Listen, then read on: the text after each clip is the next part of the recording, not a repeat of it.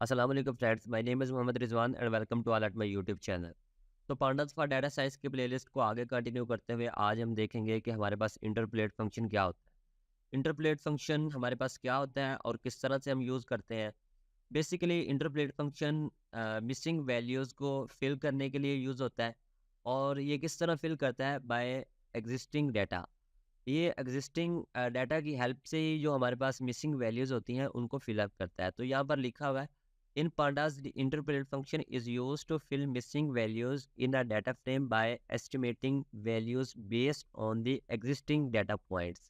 तो इस तरह से ये क्या करता है कि आपकी जो मिसिंग वैल्यूज़ है उनको ये फिल अप करता है। तो बहुत ही ये सिंपल मेथड है। हमारे पास ये जो फंक्शन है बहुत ही आसान है, इसको यूज़ करना भी बहुत ही ईजी है। इससे जो आपके इंटायर डाटा में जितने भी मिसिंग वैल्यूज़ हैं, आप उनको क्विकली फिल अप कर सकते हैं। तो सबसे पहले हम यहाँ पर अपना डाटा फ्रेम क्रिएट कर लेते हैं। तो जी, मैंने यहाँ पर अपनी पांडास की लाइब्रेरी और साथ ही मैंने नमपाई को यहाँ पर इंपोर्ट किया और मैंने डिक्शनरी के थ्रू यहाँ पर अपने डाटा फ्रेम को क्रिएट किया। तो जो मेरा डाटा फ्रेम है वो क्रिएट हो चुका है। यहाँ पर मैं अगर आप लोगों को डाटा फ्रेम दिखाऊँ तो मेरा डाटा फ्रेम कुछ इस तरह से यहाँ पर शो हो रहा है। जिसमें मेरे पास एज में भी कुछ मिसिंग वैल्यूज़ आ रही हैं। इसी तरह मैथ स्कोर में भी मेरे पास मिसिंग वैल्यूज़ है एज अ नैन।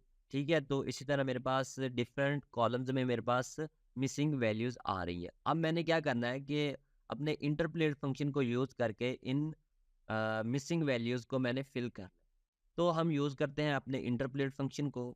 यहाँ पर मैं अगर डी एफ डॉट इंटरपोलेट करूँ और अब मैं इसे रन करूँ तो आप देखिए मेरे पास जितनी भी मिसिंग वैल्यूज़ थी वो सारी यहाँ पर फिल अप हो चुकी है।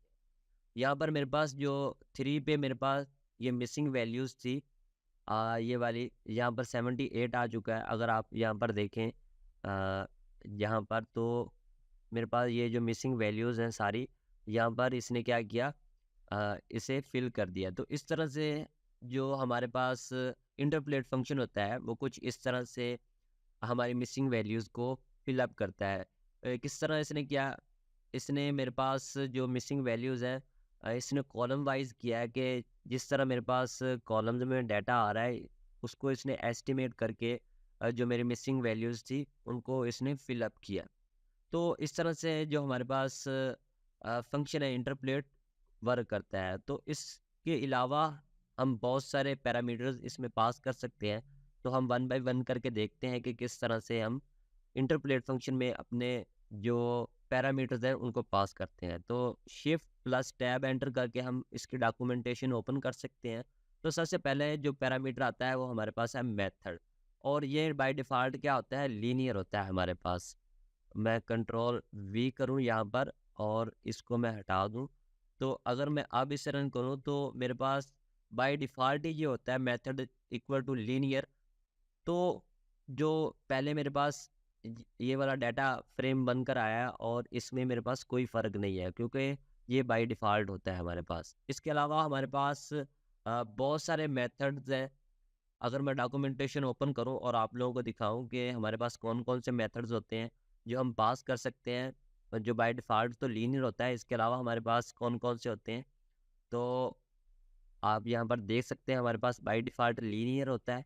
उसके अलावा हमारे पास टाइम होता है, इंडेक्स होता है, पैड होता है, नियरेस्ट होता है हमारे पास, ज़ीरो होता है, एस लीनियर होता है, क्वाड्रेटिक होता है, क्यूबिक होता है और स्प्लाइन होता है। ये हमारे पास काफ़ी सारे जो मेथड्स होते हैं आप इनको यूज़ करके अपनी मिसिंग वैल्यूज़ को फिल कर सकते हैं। तो ये आप खुद ट्राई कर लीजिएगा, लेकिन सबसे ज़्यादा जो यूज़ होता है वो हमारे पास लीनियर है। तो उससे जो अगला पैरामीटर है वो हम देखते हैं कि एक्सिस पैरामीटर यूज़ होता है। ये एक्सिस बाय डिफ़ॉल्ट हमारे पास ज़ीरो होता है और इसकी वैल्यू 1 भी होती है। तो मैं इसे कॉपी करके कंट्रोल सी करके यहाँ पर कंट्रोल वी कर देता हूँ और मैं लीनियर को यहाँ से हटा देता हूँ और यहाँ पर मैं एक्सिस को पास कर देता हूँ। एक्सिस मैं ज़ीरो करूँगा तो ये बाय डिफ़ॉल्ट होता है, तो कोई फ़र्क नहीं पड़ेगा। अगर मैं यहाँ पर एक्सिस 1 करूँ, तो आपने ये ख़्याल करना है कि जब हमारे पास एक्सिस 0 होता है, तो ये एज अ कॉलम वाइज जो हमारी मिसिंग वैल्यूज़ होती हैं उनको ये फिल अप करता है। लेकिन जब आप एक्सेस 1 करेंगे तो ये क्या करेगा, रो वाइज करेगा।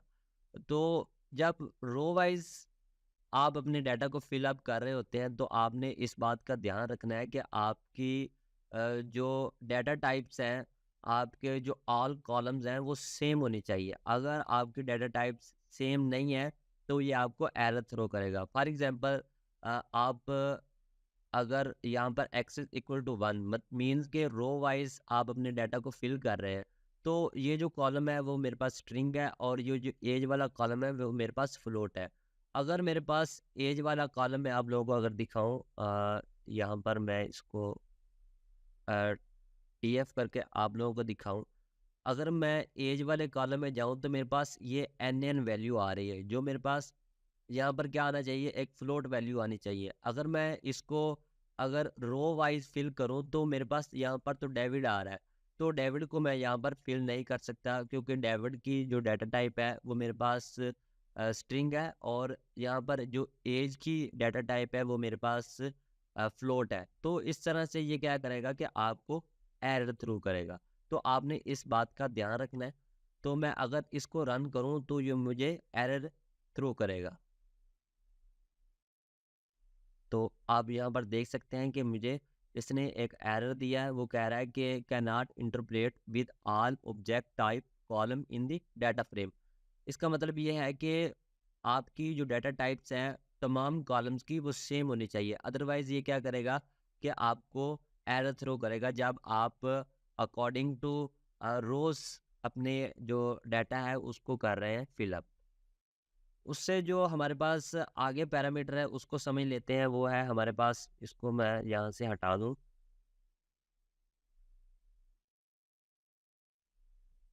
वो है हमारे पास लिमिट। लिमिट ये हमें ये लेता है इंटीजर वैल्यू। बेसिकली जो बाय डिफ़ॉल्ट ये नन होता है और इसको हम अपनी कोई भी वैल्यू पास कर सकते हैं। कंट्रोल सी करके मैं यहाँ पर कंट्रोल वी कर देता हूँ और इसमें मैं पास कर देता हूँ फॉर एग्जांपल 1। अगर मैंने यहाँ पर 1 पास किया तो ये क्या करेगा कि हर कॉलम में सिर्फ एक ही वैल्यू को फिल करेगा, बाकी जो मेरे पास रिमेनिंग वैल्यूज़ हैं मिसिंग, उनको ये इग्नोर कर देगा। अब मैं इसे रन करूँ तो आप यहाँ पर देख सकते हैं मेरे पास पहले 5 वैल्यूज़ थी, तो इसने क्या किया, एक वैल्यू को यहाँ पर फिल कर दिया। इसी तरह मेरे पास जो यहाँ पर वैल्यूज़ थी मिसिंग और वो भी एक-एक ही थी आई थिंक। आप यहाँ पर देखें तो मेरा जो ओरिजिनल है, ठीक है? तो यहाँ पर जो मेरे पास पहली, इसी तरह ये भी एक आ रही है, अलहदा आ रही है, ये भी मेरे पास एक अलहदा आ रही है, तो इस तरह ये काम करता है। सिर्फ़ एक-एक, अगर आपके पास मल्टीपल एन वैल्यूज़ आ रही हैं, जिस तरह मेरे पास यहाँ पर 5 आ रही थी, तो इनमें से ये क्या करेगा, सिर्फ़ एक को ही फ़िल करेगा, दूसरी जो मेरे पास वैल्यूज़ हैं, उनको इग्नोर कर देगा। इस तरह हम अपने जो लिमिट है उसको यूज़ कर सकते हैं। फॉर एग्ज़ाम्पल मैं यहाँ पर 2 कर दूँ, अब इसे रन करूँ तो मेरे पास यहाँ पर 3 रह चुकी हैं। ये 3 इंडेक्स की और 4 इंडेक्स की जो वैल्यू है, ये फ़िल हो चुकी है। यहाँ पर एन की जगह वैल्यू फ़िल हो चुकी है। तो इस तरह आप अपने लिमिट पैरामीटर को यूज़ कर सकते हैं। तो इससे आगे हम अपने अगले पैरामीटर को समझते हैं। कंट्रोल मैं यहाँ पर वी कर देता हूँ और इसी के साथ जो हमारा अगला पैरामीटर है वो है हमारे पास, इन प्लेस को हम बाद में देखेंगे, लिमिट डायरेक्शन। लिमिट डायरेक्शन ये हमसे स्ट्रिंग में इनपुट लेता है और ये बेसिकली हमारे पास नन है। हम इसे भी यूज़ करके देख लेते हैं, कंट्रोल सी करके मैं कंट्रोल वी कर देता हूँ। लिमिट डायरेक्शन हमारे पास 3 तरह की होती है बेसिकली। एक होती है फॉरवर्ड, एक होती है बैकवर्ड और एक होती है हमारे पास बोथ। मैं यहाँ पर अगर डॉक्यूमेंटेशन ओपन करूँ और आप लोगों को दिखाऊँ कि अगर हम जाएँ लिमिट में, यहाँ से अगर मैं लिमिट में जाऊँ, लिमिट एरिया, और यहाँ पर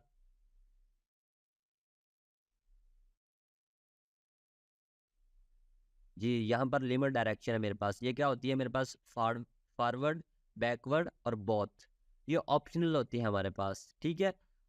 अब हम क्या करेंगे, इन तीनों को यूज़ करके देखेंगे। तो मैं सबसे पहले जो हमारे पास होती है, जो बाय डिफ़ॉल्ट होती है, वो हमारे पास फॉरवर्ड होती है।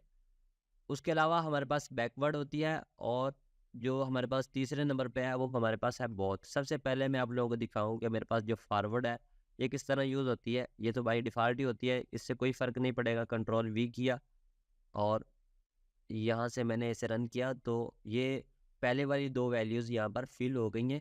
दूसरी जो रिमेनिंग्स वैल्यूज़ हैं वो एज़ इट इज़ मेरे पास आ रही हैं, क्योंकि मैंने यहाँ पर लिमिट 2 सेट की है।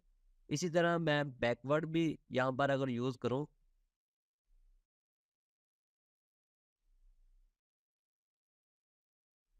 अब मैं इसे रन करूँ, तो आप यहाँ पर देखें जो इसने बैकवर्ड डाटा फ़िल किया है, यहाँ पर देखें जो मेरी लास्ट से जो वैल्यूज़ एन है उनको इसने क्या किया, फ़िल किया है। इस तरह से आप फॉरवर्ड और बैकवर्ड को यूज़ कर सकते हैं।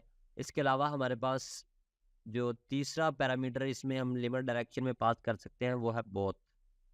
बोथ बेसिकली होता नहीं है, ये क्या करेगा कि आपके फॉरवर्ड और बैकवर्ड दोनों पे ये काम करेगा। मीन कि आपकी फॉरवर्ड वैल्यूज़ को भी ये फिल अप करेगा और आपकी बैकवर्ड वैल्यूज़ को भी। अगर मैं इसे रन करूँ तो आप यहाँ पर देखें, तो मेरे पास जो यहाँ पर जो 2 वैल्यूज़ न नैन थी उसको भी इसने फिल किया, और यहाँ से भी इसने जो 3 और 4 इंडेक्स को फिल किया, 2 वैल्यूज़ को।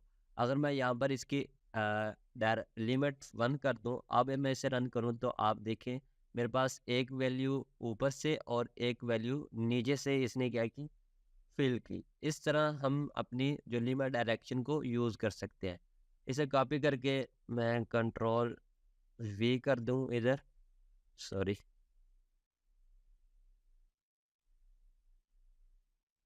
कॉपी करता हूँ कंट्रोल सी करके, और यहाँ पर मैं पेस्ट कर देता हूँ कंट्रोल वी, और इनको मैं यहाँ से हटा देता हूँ। जो हमारा अगला पैरामीटर है वो है हमारे पास, जी हाँ, हमारे पास है लिमिट एरिया। लिमिट एरिया हमसे स्ट्रिंग लेता है और बाय डिफ़ॉल्ट ये नन है।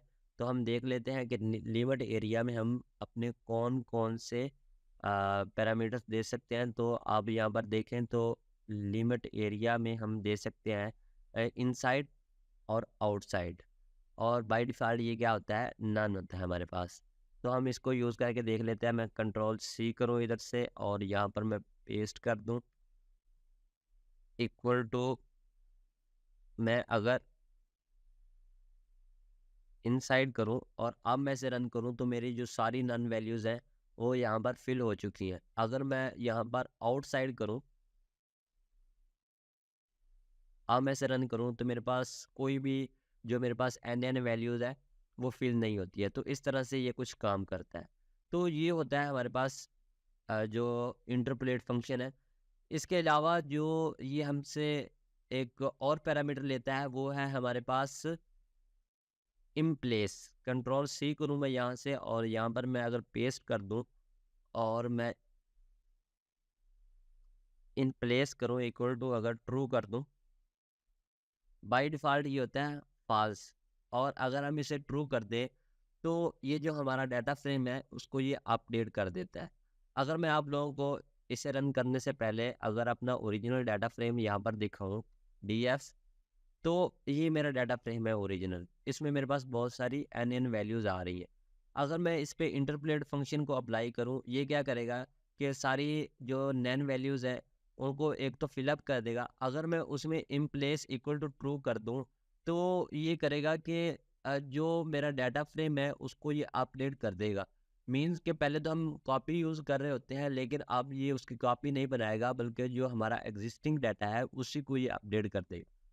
इसे मैं अब रन करूँ तो ये सक्सेसफुली रन हो चुका है। अगर मैं अब अपने जो डाटा फ्रेम है उसे कॉल करूँ, तो आप यहाँ पर देखें तो मेरे पास कोई भी एन वैल्यू शो नहीं हो रही। जो मेरे पास पहले एन वैल्यूज़ शो हो रही हैं, अब मेरे पास कोई वैल्यू।